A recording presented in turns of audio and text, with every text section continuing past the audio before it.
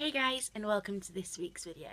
I am ready again in my England supporting gear, ready for the match they're going to play today, and I'm excited as ever to hopefully see them win. But today's video is going to be me sort of spilling a bit of truth about what I've been going through these past few weeks and why I've lost control. Now, in previous videos, I have mentioned that I've had some physical health problems and my depression's acted up again, but I haven't really divulged into how bad it's gotten. I have lost all sense of life from my life. Ever since these physical health problems have come up, it's like they've sucked every strength, every amount of courage, any sign of life from me, and just left me motionless and not really sure what to do, where to go, and how to move on. I am in a funk, and a funk that I do not know how to get out of. If you were to put me side by side with me 5 years ago from where I am today, they would match. It was as if all the therapy I've gone through, all the pain, all the new tools I've learned, everything hasn't mattered, has completely gone out the window, and I am back to where I started. Back to not trusting anybody, back to hiding away in my bedroom, not really caring for having a life, not really caring to see the day, and not really caring about myself, not really living at all. And I am back to that person now. The one thing I have learned throughout my entire mental illness is that nobody can do it for you. Nobody can fight this battle for you. You can go to as many therapy sessions as you want. You can take as many antidepressants. You can have as many people you want standing beside you, supporting you, but no one can fight the battle other than yourself. You can have people there to support you, but no one can make the move. No one can fight it other than yourself. And that is the hardest thing you learn when you have a mental illness, is that no matter what you do, no matter who you speak to, who you trust, no matter what drugs you take, no matter what sort of therapy you take, nobody can do it for you. It has to come from you, and only you can do it, and no one else can. And that is the hardest thing you will ever learn from having a mental illness, is that the only person that can fight yourself is yourself. And it's hard. I honestly feel like I've lost who I am. I don't know who I am anymore at all. I don't have the drive for life. I've lost everything, and I don't know when it happened. I could see myself spiraling down a path, but instead of stopping myself, I didn't, because I wasn't interested in stopping myself. And I've spiraled down to the person I was 4 or 5 years ago, and I have a list right next to me that has warning signs I have to look out for to let me know that I am on a dangerous path back to the person who was a self-harmer, who had suicidal thoughts, who used to hole up in their bedroom 24/7. I have warning signs telling me to look out for that, and I saw them and I ignored them. And now I am in this funk, in this bottom pit of a hole, and I don't know how to get out of it. The worst thing is I wasn't interested in getting out of it. I couldn't see a point anymore. My life had no point anymore. I just lost every ounce of strength that I had worked all these years for. When you have bad news given to you, you only focus on the negative parts of the news. You don't hear the positive side or any of the good stuff. You only ever focus on the negative. And once you hear the negative, you can never unhear that. And that negatives mixed with other negatives that I was feeling, and it breeded loads of other little negative thoughts, and it brought up negative thoughts from my past, and my whole body just became a breeding ground for negativity, and it ate me alive. And I just became someone who had no positive outlook, had no good thing about a day anymore, had no reason to get up in the morning, had no reason to fight to live that day, had no reason to even say hello or speak to anyone anymore. I'd lost everything. Everything didn't matter to me anymore. And that is when I sort of, a warning sign started to go off a little bit in my head, but of course I ignored it. It was the other day, I was just lying on my bed, and I love music. I love music. I listen to all types of music. I'm a very music person. I absolutely adore music, and I listen to music all the time. And it just hit me that I hadn't listened to music in a while. I didn't want to hear music. Had no interest in it. I didn't want to sing loudly out of tune. I didn't want to hear any music. And I then all of a sudden noticed that I'd barely been out of my room. And all of a sudden these little things, piece by piece, came together. And it set off this huge warning flare that just sort of hit me. And I just looked at the ceiling and I thought, oh my God, if I were to look 5 years ago, before I started a lot of the therapy that started to work, before this, there would be no difference.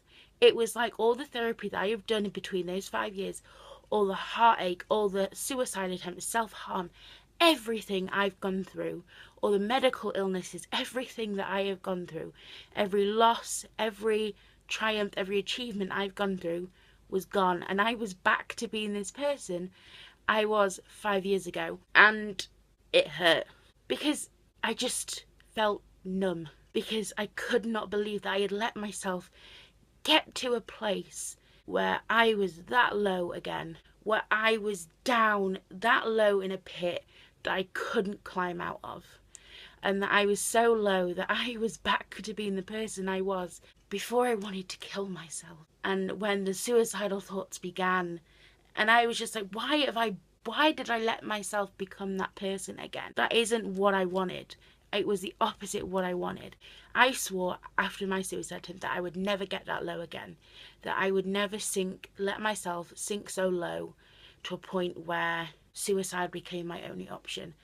And I was looking around my room and I was like, this was where it started 5 years ago. This is where these suicidal thoughts bred from. This is where it all started from. And I needed to fix it. I needed to stop it, because I didn't want that to end that way. I hadn't fought for so long.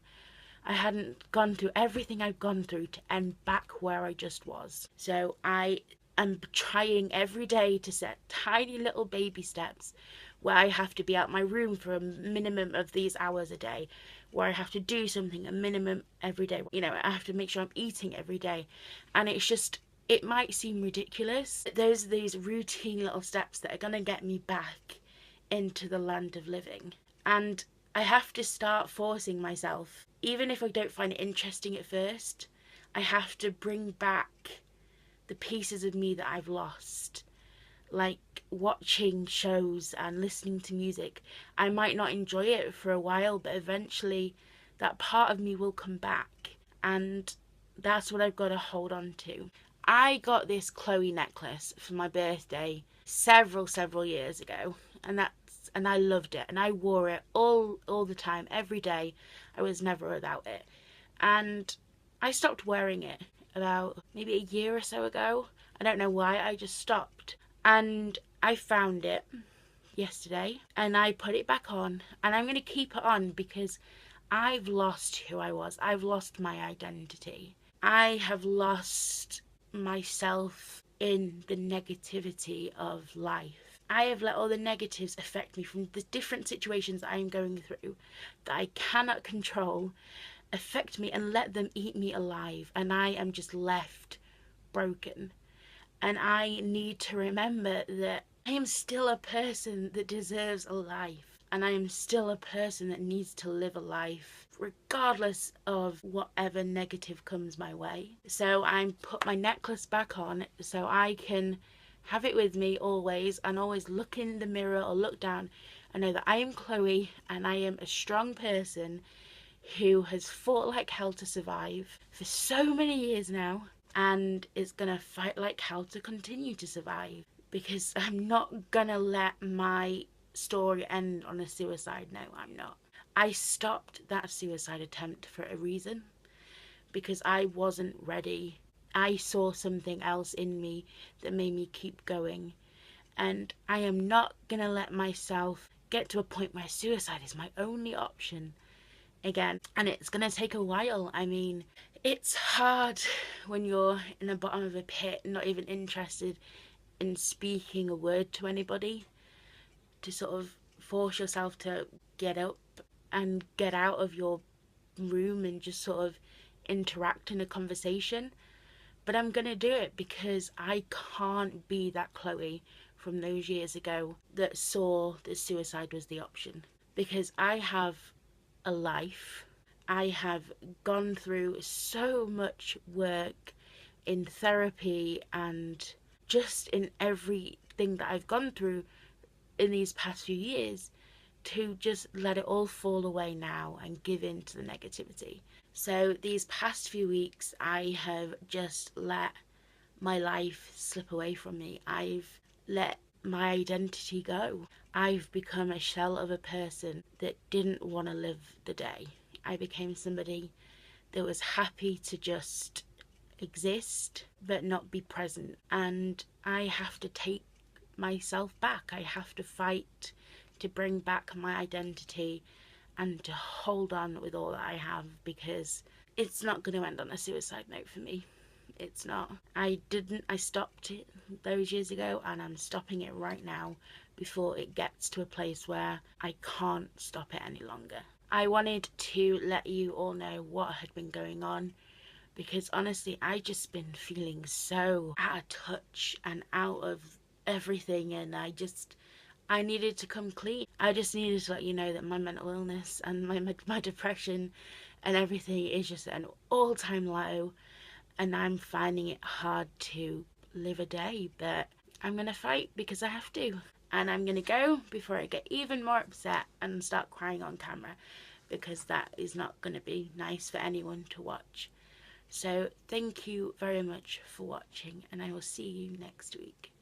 Bye, guys.